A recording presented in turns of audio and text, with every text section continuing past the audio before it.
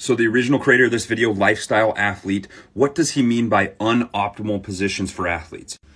Been preaching this since day one, so let's get into it.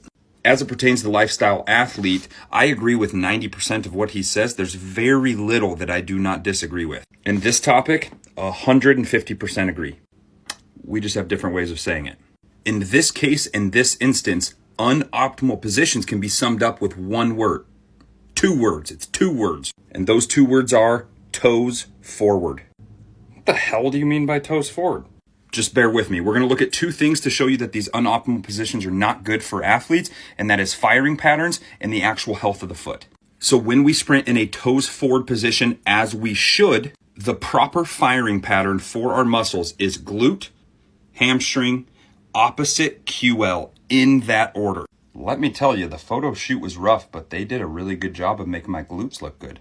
In all seriousness, if we do not sprint in a toes forward position using the power side or the outside of our feet, this firing pattern is incorrect and invalid. So we no longer have a glute, hamstring, opposite QL. And secondly, the unoptimal positions that Lifestyle Athlete talks about is what leads to the detriment of this athlete over time. Even though I disagree with people using the word optimal and unoptimal, because there's an infinite amount of movements that require different types of movement pattern. However, the best way and the most optimal way to sprint is toes forward. In that case, if you're trying to be the best athlete possible, the best way to squat, the best way to deadlift, the best way to clean, the best way to sprint, the best way to lunge, the best way to do everything in life is toes forward. I still have not found anybody with a valid argument that can disprove that toes forward is the way that we're supposed to do everything. This isn't powerlifting, folks. We're not sumo deadlifting.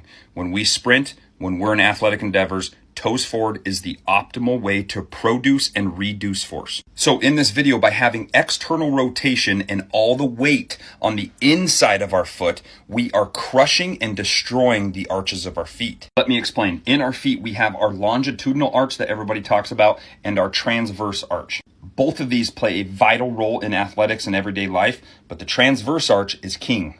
In studies, severing either one of these arches lost stiffness of the foot.